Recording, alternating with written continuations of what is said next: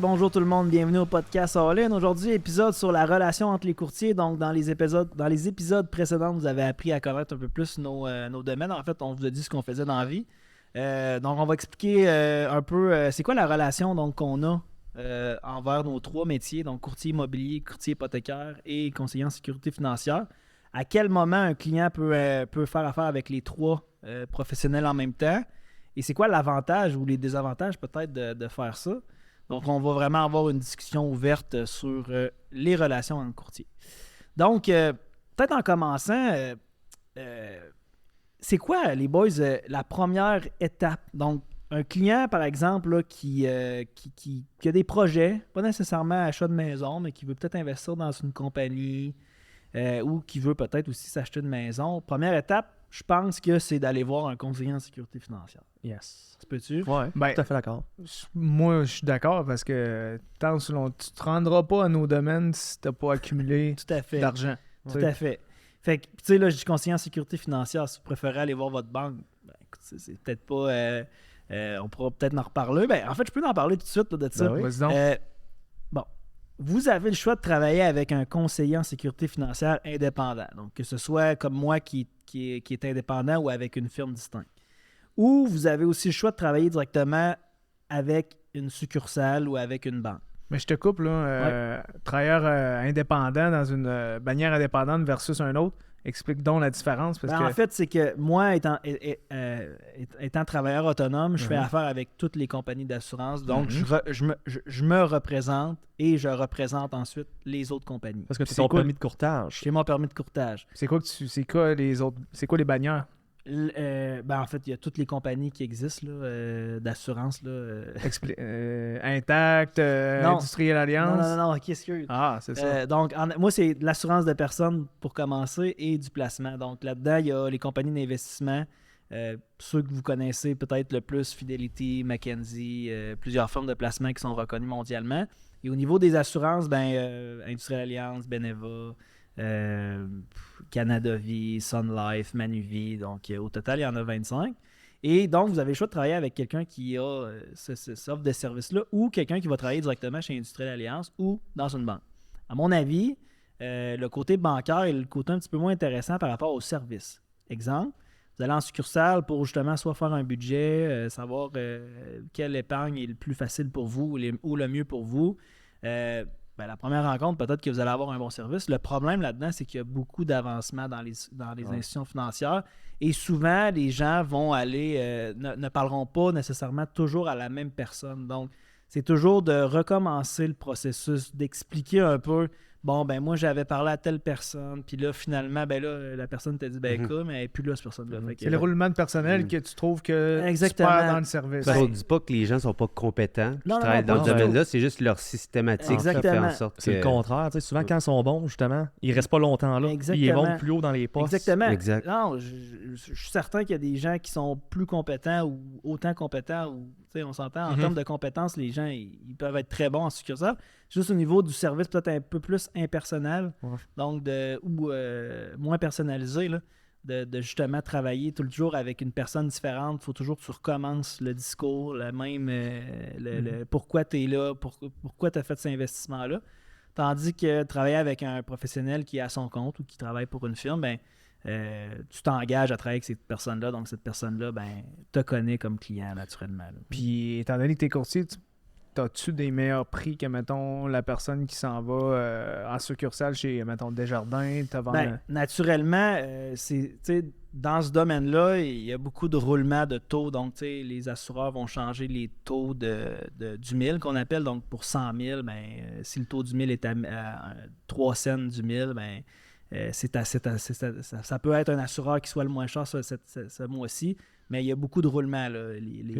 Un peu comme dans l'hypothèque, les promotions changent, c'est la même chose. Fait que moi, l'avantage, c'est que je travaille avec la plupart des compagnies, donc j'ai accès à tous ces changements-là. Tandis que si tu travailles avec, exemple, une banque là, comme Desjardins, ça ne veut pas dire qu'ils vont être toujours les plus chers ou qu'ils ne seront jamais dans le target, mais s'il y a d'autres compagnies qui vont aller vers un produit plus avantageux pour moins cher, autrement dit, là, ben tu bénéficieras pas de ça si tu Qu'il y a travailles pas accès, juste là. avec... Souvent, c'est avec, l'équité interne de la banque. Là, c'est qui fait, ça. tu sais, qu'il y a une grosse différence. Fait que, tu sais, les promotions, surtout en hypothèque, là, ça, tu sais, les taux sont plus compétitifs parce qu'ils ont plus d'argent à passer, fait qu'ils veulent passer à gratte. C'est Fait que ça. c'est un peu de même, j'imagine, Ben, les c'est la assureurs. même là. affaire. Dans le fond, tu sais, ils regardent en fait vers quel créneau ils veulent aller, Mhm. vers quel produit ils veulent aller.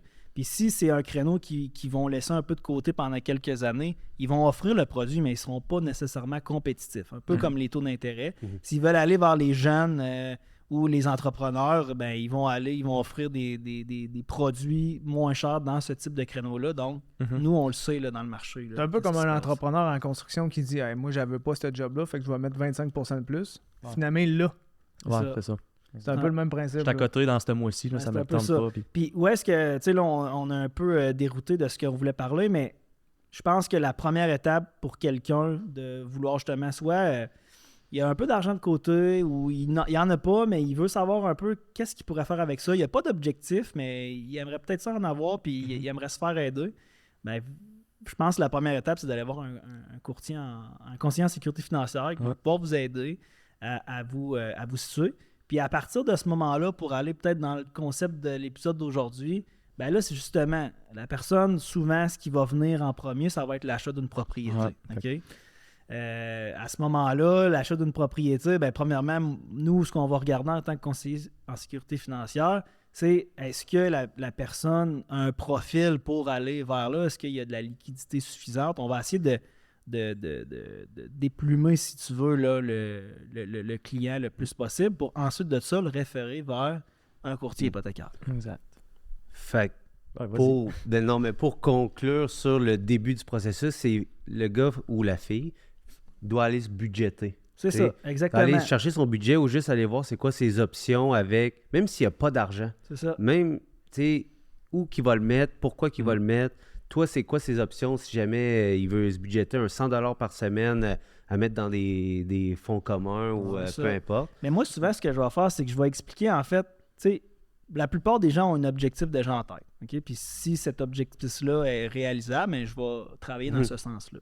OK? Dans le sens que il y a des gens qui l'immobilier l'intéresse zéro, ils veulent investir dans les placements, fait que je vais aller vers ce sens-là.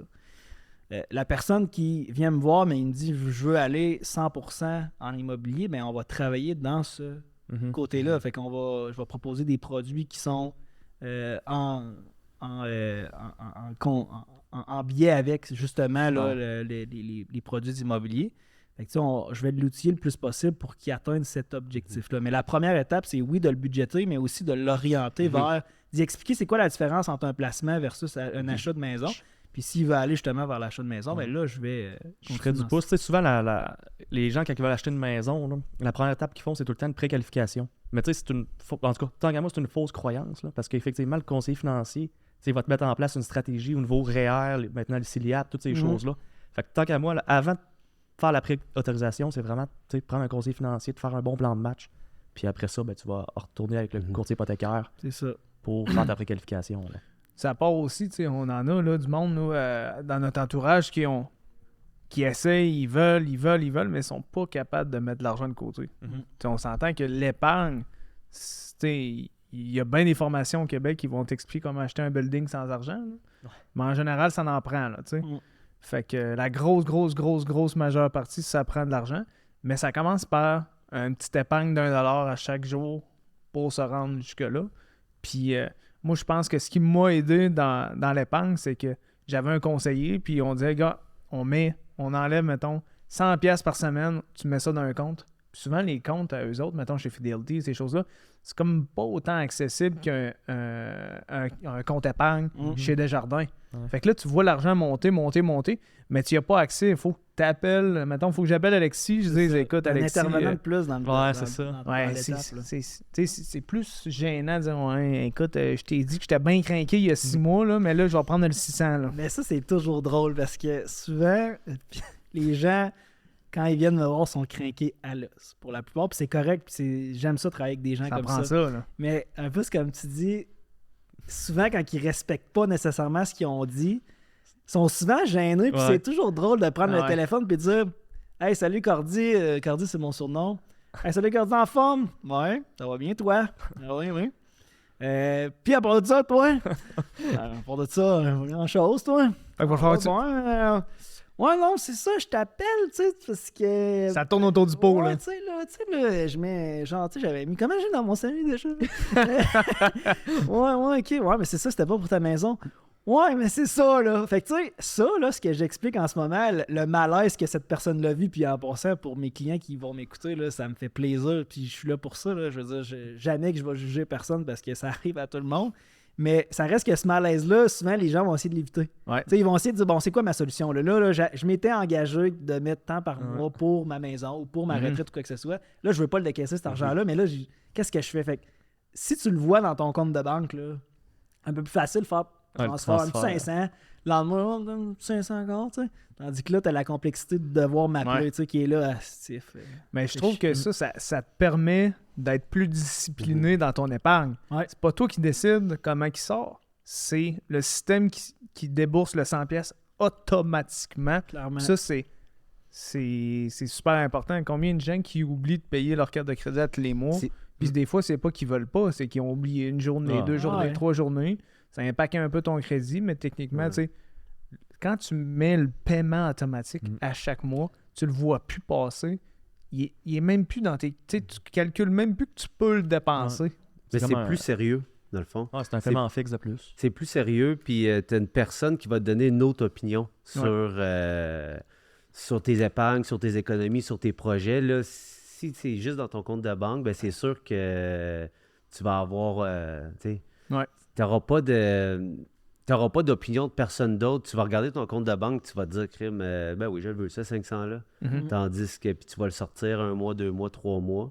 Puis après ça, ben tu vas être rendu à l'été, tout le monde s'acheter une maison. Puis toi, dans l'optique que c'est ça que tu voulais. Là. C'est que ça concrétise un objectif, mais cet objectif-là, au bout de la ligne, les 3 domaines, on va lui permettre de le concrétiser parce que, tu sais, on disait, oui, effectivement, c'est avec Alexis en premier, idéalement, que tu t'assois.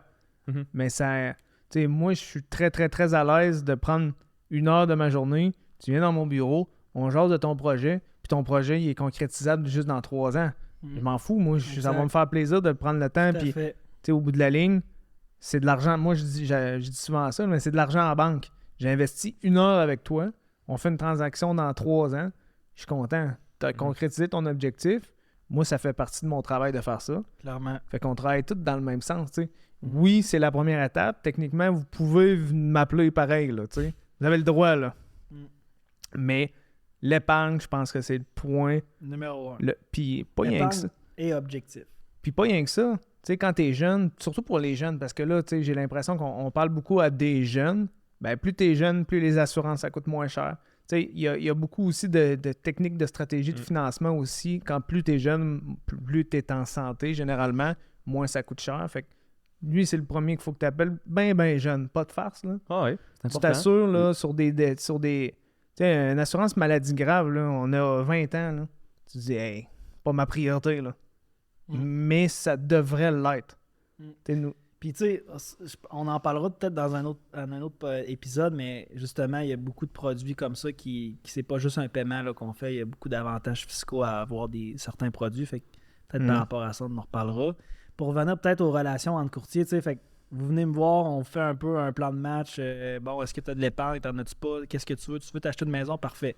On va vous envoyer aux courtiers hypothécaires qui vont justement regarder un peu le montant idéal que vous pourriez acheter. Et si c'est pas pour tout de suite, ben on va pouvoir le prévoir dans le futur. Tu vas mettre les stratégies en place. Si c'est rembourser une petite dette ou quelque chose, s'il y a de quoi qui traîne, les dossiers de crédit, faire le ménage, ça arrive quand même souvent. Là, souvent, les téléphones, là, c'est ce qu'on voit le plus souvent, là, qu'il y a des oublis. Puis moi, ce que j'aime de travailler, parce que j'ai le choix de faire affaire aussi avec... je peux envoyer mon client chez une institution financière X ou Y, là, avec un démarcheur qui travaille uniquement pour une seule banque. Mais moi, j'aime bien ça, justement, travailler avec des courtiers hypothécaires parce que, un peu comme moi dans l'assurance, les banques n'ont pas nécessairement les mêmes critères. Ils ont pas, chaque dossier est différent. Donc, tu sais, vous êtes les personnes professionnelles pour déterminer vers à quel endroit vous allez envoyer le dossier. Tu sais, c'est quand même tannant pour quelqu'un, là, tu sais, maison avec terrain loué, pas terrain loué, fondation de pierre, fondation de béton, à telle place au Québec, tu sais. moi, je suis pas professionnel pour faire ça. Si je vous envoie vers une banque qui n'en font pas, ben vous perdez votre temps. Donc, aussi bien pour moi de vous envoyer vers les professionnels qui va justement être capable de bien vous encadrer puis vous envoyer vers la meilleure institution financière pour vous, là, finalement. Là. Ben, la grosse relation qu'un conseiller en sécurité financière puis les courtiers hypothécaires, c'est d'établir justement le budget, mais aussi au niveau de la mise de fonds. Si jamais toi, tu avais prévu de mettre 20% de mise de fonds, puis que là, lui, il dit qu'il faut, en fait, si, mettons, Alexis a tes REER, puis il dit ça va te coûter trop cher, si jamais tu décaisses toute ta mise de fonds, tu serais peut-être mieux de mettre 5%. Si c'est un projet de, je sais pas moi, d'investissement à long terme, au lieu de peut-être une autre stratégie, si jamais ça serait une maison résidentielle. Fait qu'on se parle, on se dit c'est quoi ta meilleure stratégie. Des fois, pour un investissement à plus long terme, mettre moins de mise de fonds parce que c'est pas toi qui donne l'apport en capital sur ton investissement. C'est tes locataires, ça peut être intéressant d'en mettre le moins possible. C'est toi qui payes sur un résidentiel.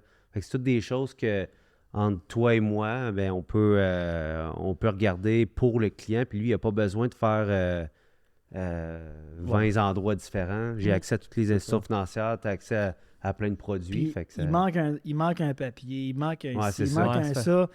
On a des divulgations qu'on peut justement faire signer à nos clients pour autoriser à justement donner les informations entre professionnels. À ceux qui sont impliqués dans le dossier. Ouais. Et donc, ça permet aussi de faciliter beaucoup, beaucoup la transaction parce que combien de fois que ça arrive, ça vous arrive tous les jours, naturellement, qu'il manque des documents. Les clients veulent pas, on vous en veut pas, puis surtout vous, là, moi j'ai moins impacté à ça, mais on fait ça soit une fois par 5 ans ou une fois de temps en temps dans une vie. C'est normal que des fois, on ne sait pas son nos papiers, tout ça. Fait que si on a un intervenant de moi, on travaille en équipe, moi j'ai déjà des avis de cotisation parce qu'on a fait des placements ensemble, ou j'ai déjà beaucoup d'informations que vous m'avez déjà données, puis vous m'autorisez à les transmettre à un courtier. Ben pour vous, c'est bénéfique là, pour sauver beaucoup de temps. Là. Surtout quand tu es en processus d'achat avec une promesse d'achat acceptée. Les délais sont courts.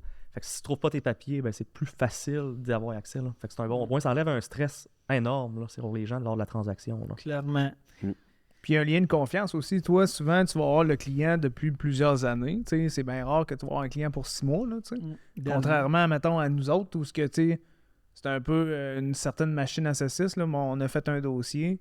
C'est bien rare que tu vas rappeler ton courtier hypothécaire pour lui demander ses nouvelles. Là, un coup que l'hypothèque est faite, c'est réglé. Tandis que toi, ben, c'est différent.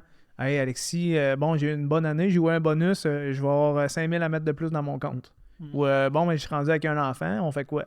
J'ai besoin d'assurance ou j'ai besoin d'un AEE. Fait que toi, techniquement, tu as un lien qui est un petit peu plus constant dans l'année en cours, mais aussi les années. T'sais. Clairement, puis si tu as confiance en moi, ben moi, je travaille toujours dans l'optique où est-ce que je veux que mon client soit le mieux servi possible. Fait que quand je l'envoie à un courtier, ben j'ai 100% confiance aussi en cette personne-là, dans le sens que je le sais qu'il va y trouver une solution, je sais qu'il va bien l'encadrer, je sais qu'il va bien s'en occuper. Ce qui n'est pas nécessairement le cas si je dis, écoute, va à ta banque, puis va voir ta personne, c'est peut-être même plus elle qui travaille là si tu as fait longtemps que tu n'y as pas parlé. Il peut peut-être même pas faire ton dossier, tandis que moi, je suis presque persuadé qu'il va pouvoir le travailler. Moi, il y a un point que je voudrais apporter, là, c'est le fait que tu connais ton client. Je trouve que c'est important aussi quand tu vas partager l'information, dans le sens où il y a une confiance qui est envoyée là, d'une certaine manière, dans le sens où comment je pourrais dire ça, pour tous les autres courtiers immobiliers, courtiers hypothécaires ou même conseillers financiers, moi je conseille vraiment à ces gens-là de connaître leur partenaire d'affaires, dans le sens où savoir comment ils travaillent, de laquelle façon ils travaillent, parce que veux pas, la référence que tu vas faire, c'est, selon ma perspective, c'est comme la continuité de ta compétence. Ce que je veux dire par là, c'est que tu envoies une référence à telle personne, puis là, comme 2 mois après, il te rappelle, il dit « Ouais, Francis, que tu m'as référé, c'est cabochant à ciboire ça. » Mais là, eux autres, ils remettent en question un petit peu ta propre compétence à toi. Clairement. Fait que je trouve que ça, c'est vraiment important que pour tous ceux qui réfèrent des gens, faites-le pas juste pour « Ah, lui, il me donne 10 pièces de plus dans la référence. » Parce que c'est vraiment la continuité de ta propre compétence. Ouais, souvent, c'est ça. Tu t'associes, des partenaires, tu t'associes avec quelqu'un qui travaille un peu comme toi. Fait que veux pas ton client, techniquement, il va travailler avec toi pour une raison, Alexis. Puis si tu me l'envoies à moi, ben je travaille sensiblement de la même façon au niveau des suivis, ces choses-là. Fait que le client n'est pas trop dépaysé non plus. Puis veut pas, c'est bon ce que tu as dit, tu sais, des fois c'est ça, on va y aller au plus offrant, lui qui paye un petit peu plus, mais on bâtit quelque chose de long terme. Si toi tu veux faire 30 transactions comme tu disais tantôt, là, avec un client, là, on s'entend, là, on extrapole, mais il faut que ton client ait une bonne expérience. Là. Une bonne expérience, autant avec toi qu'avec les professionnels que tu y as référés. Donc les relations que tu as entre les courtiers, si on veut reprendre le titre du podcast, sont très importantes juste à ce niveau-là. Si tu veux créer vraiment un lien de confiance à long terme puis que tu veux que ta business soit de la récurrence. Là, Yes. Oh, Alexis, comment ça tu nous arrêtes là? Mais on veut prendre le temps de vous présenter notre partenaire officiel, un gars de la merch, un gars de la communauté All In Podcast, notre chum PA Beaulieu, un gars de Québec, puis à Québec, il fait chaud l'été, il fait froid l'hiver. On fait quoi, mon Frank? On pense à Liquidaire. Liquidaire distribue des produits de chauffage et de climatisation. Ils ont des produits comme des thermopompes, des climatiseurs portatifs, des câbles chauffants, des appareils rayonnants infrarouges. Puis en plus de tout ça, c'est assez simple. On va sur leur site liquidaire.ca qui va être affiché à l'écran. C'est un site transactionnel pour tous les produits, puis ils livrent partout au Québec. Yes, je vais même t'en rajouter une couche, moi, MJ. Si vous avez une compagnie d'installation de thermopompe ou un grand volume d'achat, Liquidaire offre des escomptes supplémentaires. Vous pouvez les rejoindre directement par courriel ci-dessous. La livraison est également disponible partout au Canada pour les comptes commerciaux. T'as bien fait de nous arrêter, Cordy. Sur ça, bonne écoute. Toi, Marc, dans le procédé, t'embarques quand? Ben, moi, je te dirais que je suis avant, pendant, après, puis après, puis dans 5 ans, dans 10 ans, dans 15 ans, dans 30 ans. Là, dans le sens où moi, je me considère un petit peu comme techniquement un peu l'architecte du projet, dans le sens où au départ, on commence des plans, on discute du plan, on discute de l'idée, quel genre de... Tu sais, mettons qu'on imagine, on se bâtit un château, là. Bon, on l'installe sur quel terrain? Après ça, on veut-tu être à côté d'un lac, pas à côté d'un lac, tu sais? Fait que c'est un peu une image, là, mais c'est vraiment, on va bâtir l'idée. On veut-tu une maison ou on veut pas de maison? On veut-tu un immeuble à revenus ou on veut un condo? On veut être à Montréal, à Québec, à Trois-Rivières? On veut un chalet, on veut le louer, on veut l'avoir pour nous-mêmes sur un lac qui est navigable ou pas? L'acheter. On se comprend, là? Il y a beaucoup de questions à se poser. Toi, c'est plus concret. Rendu à toi, Ouais, on concrétise le projet que avec Alexis, ben, il a budgété, puis là, on arrive à toi, puis Ouais, pour effectivement. concrétiser le projet, en fait. Mais même quand c'est concret, je voulais parler de ça tantôt, puis là, ça me donne, j'y pense, c'est que souvent, quand tu as une relation à long terme, exemple avec Alexis, il y a un client, ça fait longtemps qu'il y a un client, là, il commence à connaître un peu le psychique, la philosophie du gars, là. Puis des fois, nous-mêmes, on a de la misère à se vendre, dans le sens où, moi, j'ai un client, exemple, là, qui dit, moi, j'ai un budget de 300 000, je veux une maison à Charlebourg, puis je veux ci, puis je veux ça. Là, je suis comme, OK, je comprends ce que tu me dis. Regarde, on va aller en visiter 2, puis ça va changer. Ton mindset va changer complètement, parce que, OK, ouais, mais moi, ça, c'est pas négociable. Ça, je vais être négociable, parce que j'ai vu ce que j'ai pour 300 000 à Charlebourg, puis ça va me prendre plus petit. Finalement, je vais-tu pour un jumelé? Finalement, je vais-tu pour un condo? Parce que mon budget me permet plus nécessairement, tu sais. Fait que ce que je veux dire, c'est que souvent, le client part avec une idée, il nous vend cette idée-là, puis quand tu es rendu au fil de départ, finalement, c'est plus ça, là. C'est plus ce que c'était jour 1. C'est ça. Fait que toi, étant donné que tu le connais depuis longtemps, lui, peut-être que jour 1, il va se vendre à Francis d'une certaine manière, puis finalement, au bout de la ligne, c'est pas vraiment ce qu'il voulait. Tandis que toi, tu vas dire à Francis, écoute, ce client-là, là, il a telle philosophie, il a telle mentalité, il vient de telle place, moi je connais son cousin, sa soeur sont ci, il travaille dans tel domaine, c'est tel genre de gars. Puis finalement, ça va changer un petit peu sa perspective de la manière que lui, il se vend comme une première date, là. Tu te mets sur ton 36 ou 31, on sait jamais, là. Puis... Finalement, tu finis en mou. Ben, c'est un peu ça, tu sais. Dans le fond, c'est que tu te mets ton plus beau, finalement, au bout de la ligne, c'est pas vraiment ce que tu t'es fait vendre dans le premier rendez-vous, tu sais. Fait que je pense que le fait que toi, tu le connais depuis longtemps, ce client-là, nous autres, nous permettent de mieux connaître le client tout de suite quand tu le rencontres. Puis après ça, ça te permet d'être meilleur pour le client dans le fond. Par rapport à ce que tu dis, là, justement, je trouve que c'est l'étude que je vais dire, c'est monétairement, là, c'est la rentabilité, mais Fidélité ont sorti une étude, puis je ne l'ai pas exactement, là, mais de mémoire, quelqu'un qui travaille sur 10 ans avec un conseiller financier, versus genre son argent soi-même, là, ou la laisse dans ses comptes puis fait ses propres transactions, va faire 2,6 fois plus d'argent de travailler avec un conseiller, même avec les frais qui des fois peuvent être un petit peu plus élevés que si tu le mets dans une plateforme en ligne, juste parce que tu vas être encadré. OK?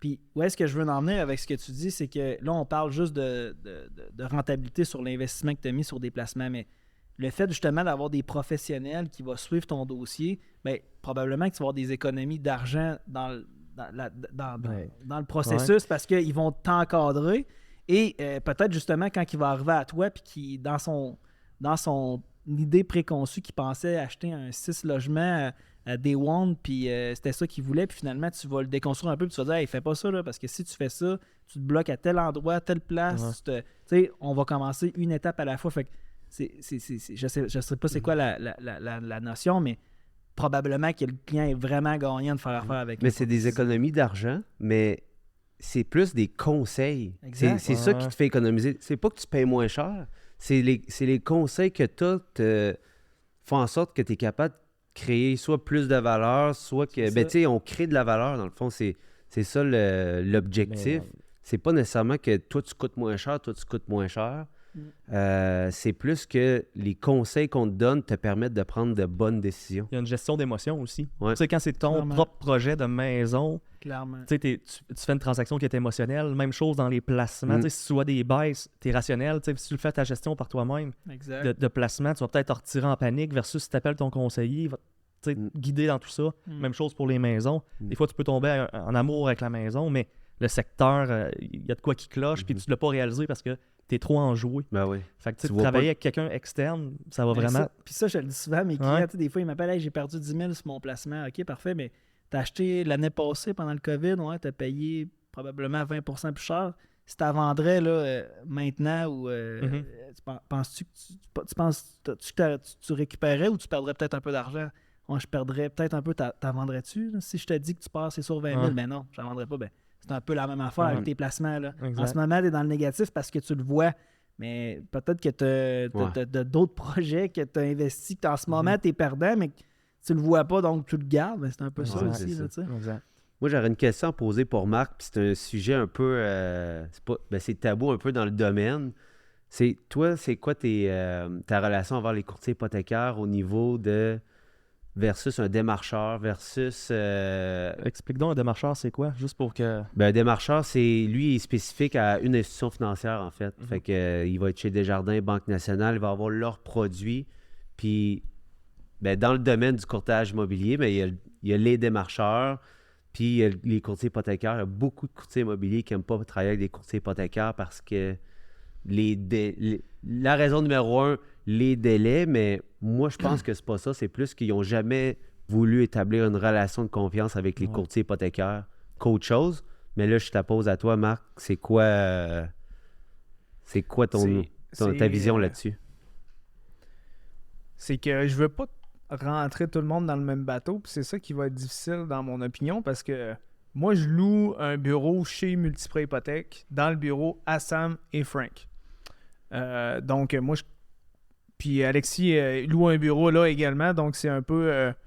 On les a tous convertis. Ouais, c'est ça. Ouais, c'est ça. Fait que je dirais que c'est sûr que moi, je le vois le quotidien des courtiers hypothécaires. Je les entends parler, je les entends travailler, je les entends se parler entre eux, se donner des trucs, tout ça. Fait que pour moi, c'est un gros avantage parce que je comprends de mieux en mieux comment ça marche. Puis comment ça marche aussi structurellement. Parce que, tu sais, mettons, mon client, il me dit « Ouais, moi, j'aimerais ça, acheter ça, j'aimerais ça, prendre 35 000 de prêt réno. » Puis moi, je vais lui dire « Ben écoute, moi, je te conseille de prendre 30 000. Penses-tu que tu es capable avec 30 000? » Il va dire « Oui, pourquoi? » Ben là, si tu vas chez Desjardins, tu peux avoir 30 000, tu n'es pas obligé de fournir de soumission, mettons. Mm-hmm. Puis il est comme là, tu vas peut-être me dire que c'est pas vrai. Là, mais... Non. Écoute, c'est toi l'expert. C'est en pourcentage plus que... Mais c'est un pourcentage ou 30 000. Ouais, c'est ça, exact. Fait que ça pour dire que moi, ça me permet de mieux conseiller le client dans le sens où, regarde, es-tu capable de le faire dans ce budget-là? Ben, t'es prêt d'avance. Tu sais, ton client, il sait d'avance que tu sais, toi, tu as trouvé la maison, il sait que si ces rénovations-là sont à faire, tu sais, il va être prêt, la soumission va être faite, on va pouvoir présenter le dossier complet. Fait que, tu sais, c'est le fun de faire des transactions avec un courtier qui comprend la mécanique de tout ça. Ouais, ben c'est parce que nous autres, veut pas, c'est pas tant dans nos formations, là, tu sais. Comment que ça marche un prêt hypothécaire, on connaît le macro, le micro, il est encore plus complexe, puis là, le micro entre Scotia puis, mettons, Banque Nationale, ben c'est encore pire, là, tu sais. Tu connais le macro, mais ça, c'est ultra micro, puis là, en plus, ça, c'est les produits que vous autres, vous avez, et non en succursale. Fait que là c'est un autre niveau. Puis là, après ça, tu réfères... Pourquoi je référerais... C'est un peu le même principe de pourquoi je te référerais pas comme courtier hypothécaire quand tu peux avoir, c'est quoi, 20 institutions? Mettons, un 20-25. Là. Mais pourquoi tu penses qu'il y a plein de courtiers qui réfèrent pas à un courtier hypothécaire? Ben, ça fait... Ben, c'est ça. C'est pour ça que, tu sais, je veux pas me faire poignarder, là. Non, mais je veux pas te mettre sur ce spotlight-là, mais moi, j'ai une opinion là-dessus, mais... Ben, parce que c'est plus payant de référer chez Desjardins, parce que si jamais tu fais pas la transaction, tu es payé pareil. Ouais. Ben... Pourquoi, moi, je te conseillerais d'aller juste à gauche quand tu as 20 autres options? Mais c'est ça, c'est les options. Tu sais, Non, mais c'est pas juste les options de banque, c'est les options aussi du client. Si le client, exemple, il a fait 2 faillites, chez Desjardins, il va être tough. Exemple, le client, il est travailleur autonome depuis 1 an et demi, mettons. Chez Desjardins, il va être tough. Ouais, c'est ça. On a des options pour chaque dossier un peu. Mais mettons qu'il achète une maison mobile, chez Desjardins, ça va être sa coche. Ça sera pas chez Banque Nationale. Puis souvent, il y a beaucoup de courtiers qui veulent justement que ça soit fait rapidement. Fait il y a un... Je sais pas si c'est... Je pense que c'est même pas un facteur là, qui est établi tout le temps, mais que c'est plus rapide si tu l'envoies directement. Ben, c'est ce qu'ils disent. Mais tu sais, il faut tout le temps... C'est qui? Les courtiers immobiliers, les autres, ils s'attendent à ce qu'ils t'envoient l'offre d'achat, le lendemain, ils ont un final. Mais, tu sais, dans le processus, en tout cas, moi, de la façon travailles pas pour ton client. Ben, c'est ça. Moi, la façon que je travaille avec mes clients, c'est qu'on fait un plan de match pour répondre à ton besoin. Mais techniquement, c'est pas mal intentionné de le vouloir le lendemain, parce que plus vite tu l'as, plus vite ta transaction, mais le client a 14 jours pour faire ça. Fait que, pourquoi l'urgence de l'avoir le lendemain? En fait, c'est pas ça qui est problématique. Parce qu'effectivement, l'avoir le lendemain, c'est top notch. Là. Si tu peux l'avoir instantanément. Laisse-moi faire mon point. Non, mais c'est parce que je répondais à ce qu'Alexis disait. Il disait c'est pas travailler pour ton client. Je suis pas 100% d'accord, dans le sens où c'est de travailler pour ton client de le vouloir le plus rapidement possible. Ben oui, mais ça veut pas dire que même si je l'envoie le lendemain, si j'ai fait une proposition de 2-3 produits puis qu'il prend 2-3 jours à y penser, c'est quoi le problème avec ça? Parce qu'il veut faire le bon choix. Je dis pas le contraire. Je fais juste dire que l'avoir le lendemain, le vouloir pour le lendemain, c'est sa coche pareil. Mais c'est-tu mieux pour ton client? On est tous capables de le faire. Il y a plusieurs variables après. C'est pas un problème. C'est juste que la façon qu'on travaille, c'est vraiment bien conseiller le client puis donner des options. Puis je veux pas lui donner un choix. Réponds-moi là. Prends le temps d'y penser. Ben ouais. C'est d'humaniser la transaction un peu. La personne, peut-être qu'elle va chez... Je donne l'exemple de Desjardins. C'est sûr que le gars, il a un produit pour du 5 ans. Il a un produit pour du 3 ans. Il va lui donner ça fixe variable. Le client, il n'a pas eu le temps d'y penser vraiment. Je vais-tu bien dormir si je prends du variable? Ah, ça va peut-être descendre puis tout ça. Mais là, si je donne l'option de, regarde, tu as du 3 ans, tu as du 2 ans, tu as du variable. Il y en a qui, à cette heure, donnent du variable 3 ans. Ben, c'est sûr qu'on lui donne plus de choix. Donc, je ne donne pas 2 minutes pour me choisir un taux. Puis, tu sais, aussi, tantôt, tu parlais de rénovation. Ben, c'est pas tous les prêteurs qui fonctionnent de la même façon pour débourser les fonds. Fait que, tu sais, des choses à prendre en considération, de l'analyse du client. Ils sont-ils capables d'avoir les fonds, faire les travaux, se faire rembourser après, ou ils en ont besoin tout au long du projet? Fait que, puis ça, c'est juste pour une transaction, mais souvent, le courtier immobilier qui va l'envoyer chez Banque Nationale, puis que lui, peut-être qu'il ne sait pas, mais son client, lui, il a un projet d'acheter 3 autres bâtisses au personnel. Peut-être bien que c'est pas la meilleure banque pour lui, là, pour ses projets à long terme, mais lui, il veut que ça se fasse là. Il veut que ça soit réglé. Puis après ça, on checkera la prochaine transaction. C'est surtout dans pas optimal dans une perspective à long terme. C'est ça. De travailler avec 3 spécialistes comme nous autres, moi, je pense que c'est la formule optimale parce que l'idée, l'objectif, le rêve de ton client, il passe par 3 têtes. 3 têtes qui ont de l'expérience techniquement dans tous ces domaines-là, dans l'investissement et tout ça. Puis c'est pas vrai que, exemple, tu prends une hypothèque, tu prends une remise en argent, ça a l'air bien alléchant, mais si tu veux refinancer, il faut que tu rembourses, ou si tu veux vendre, il faut que tu rembourses la mise en... Ben, c'est ça, même chose. Il y a des remises en argent qui sont au prorata, d'autres que c'est la totalité, il faut que tu rembourses. Peu importe s'il te reste un mois à ton échéance, tu rembourses au complet. Fait que c'est des petites clauses, des fois, dans un contrat qui sont super importantes d'être expliquées. Là. Ben oui, vraiment. Puis il y en a d'autres, il y en a qui magasinent avec toi. Toi, tu sais pas nécessairement elle va provenir de où la mise de fonds, mais il y en a qui prennent ça sur une marge de crédit. Mais tu sais, une marge de crédit, ça, il faut que je rajoute ça dans les passifs, le montant que tu prends dans ta marge de crédit. Fait que ça fait en sorte que il y en a qui le calculent de différentes façons. Toi, tu avais l'intention d'aller chez Desjardins, puis c'est une façon de le calculer. Chez Scotia, c'est une façon de le calculer. Ça fait en sorte que tes ratios sont plus élevés que la norme. Mais ça se peut que tu ailles chez... je t'avais donné un taux dans une banque virtuelle qui sont encore meilleurs, sauf qu'eux autres, ils ne dérogent pas des ratios d'endettement. Mais là, ça va être d'aller dans une autre institution financière. Sinon, ton client, si tu l'envoies chez un démarcheur, ben, il va falloir que tu l'envoies chez 5 démarcheurs. Si jamais tu ne le savais pas, tu sais, cet aspect-là de où provient sa mise de fonds, même si je te donne une préqualification, tu ne sais pas d'où ça provient. Fait que c'est un peu... Puis ce qu'on s'assinait tantôt, mais j'ai la même opinion que toi en passant, là, mais ce que je veux dire, c'est que en relation avec le fait qu'Alexis disait, c'est pas travailler pour ton client, ben justement, pour travailler pour ton client, l'idéal, c'est de l'enrichir. Comme je dis tout le temps, si tu veux l'enrichir pour de vrai, c'est pas en allant le plus vite possible que tu t'enrichis. Ben, c'était ça mon point. Tu disais, oui, c'est le numéro 1 de l'avoir le lendemain. Je comprends. Là, on est tous capables de le faire. Là. Mais c'est pas ça le problème. C'est que pour le bien du client, j'aime mieux lui donner des options pour qu'il puisse se faire une tête pour faire le bon choix de produit. Fait que quand même bien que je te la donne pas le lendemain, que je te donne la lettre dans 3 jours, je compte. C'est juste ça qui me tanne dans... Mais c'est où... Non, mais tu comprends ce que je veux dire? Je comprends.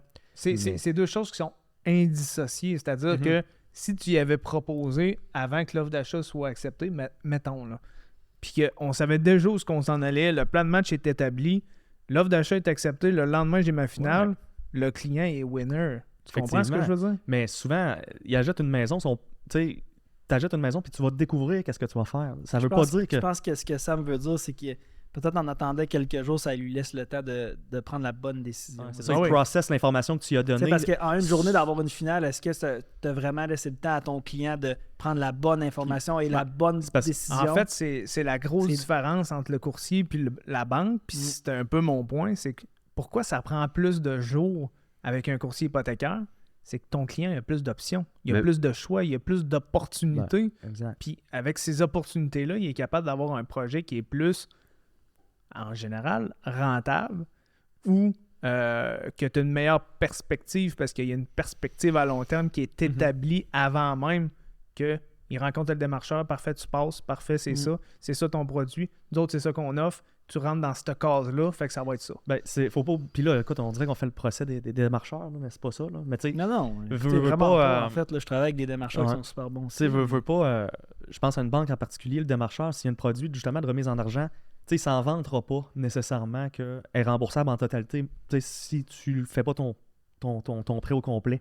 Fait que c'est des détails, des fois. Moi, je reviens là-dessus là, parce que je l'ai vu trop souvent. C'est arrivé souvent. En fait, c'est que ton client non plus... des fois, ça se fait qu'il l'oublie. Là. C'est quand tu connais pas ça. Là. Quand tu n'écoutes pas le podcast All-In, tu connais pas ça. Là. Mais tu sais, je pense que sans trop embarquer dans des points et des virgules et des trucs plus techniques, ben, je pense que le fait de travailler avec des courtiers qui travaillent en relation, ça vous amène à souvent avoir le meilleur des deux mondes. Fait que, tu sais, je pense qu'en général, les courtiers travaillent dans le but de vous aider, que ce soit moi, un courtier hypothécaire ou un courtier immobilier. Puis, dans toutes les sphères de ce domaine-là, on va toujours vouloir optimiser votre situation. Fait que moi, je vais toujours vous conseiller dans le but que ce soit des décisions qui soient optimales pour vous. Même chose pour le courtier hypothécaire. Même chose pour Marc qui, on disait tantôt, moi, tu veux investir vers tel type d'immeuble, mais tu sais, je te vois pas nécessairement aller vers là tout de suite. Fait que on essaie d'optimiser votre situation pour que vous soyez le mieux dans tout ça. Là. Yes. Fait que je pense que d'avoir justement une bonne relation entre les courtiers, autant pour les clients que les professionnels, c'est quelque chose qui est très important. Puis pour l'avoir vécu souvent, on a fait des transactions à 3 assez souvent, puis les clients ils l'apprécient vraiment parce que on essaie toujours d'être on est on est honnête en 100% du temps, puis je pense que ça, les clients, ils le voient, puis ils apprécient justement la facilité de travailler avec des courtiers qui ont une bonne relation. Là. Fait qu'autant pour le courtier que que les professionnels que le client, je pense que tout le monde est gagnant là-dedans. Là. Puis c'est de travailler aussi avec des gens qui ont un peu la même mentalité. Tu sais, on a tous un peu la même mentalité ensemble, qu'il faut que le client gagne. Ben, exact. Fait que je serais pas capable de travailler avec quelqu'un où il est super avare, puis sa transaction, plus vite c'est fait, plus d'argent que j'ai dans mes poches, plus c'est rentable pour moi. Je serais pas capable de travailler avec un courtier comme ça. Là. C'est pour ça qu'on travaille ensemble, Marc. Voilà. Donc, Voilà. Fait que regardez toujours ce qui est le plus optimal pour vous et non pas le prix toujours que ça coûte ou la facilité ou le chemin qui est le plus rapide. Allez-y toujours pour les gens ou les relations de gens qui sont les mieux pour vous, que vous pensez qu'ils vont vous amener vers la bonne direction et pensez beaucoup au long terme et non pas nécessairement toujours à qu'est-ce qui va arriver dans un mois ou deux parce que c'est souvent là où est-ce qu'on va se tromper. exact. Donc, quand on finit un podcast, Ben, c'est sûr qu'on aimerait que vous partagez notre podcast. On est sur tous les réseaux sociaux, donc Spotify, Balados, YouTube. Notre podcast est gratuit. La seule chose qu'on vous demande, c'est de liker le podcast, le partager, en parler à vos amis. C'est notre plus grand tip. Puis, j'espère que vous avez apprécié cet épisode-là. On l'apprécie. Merci beaucoup. Merci. yes. Ciao.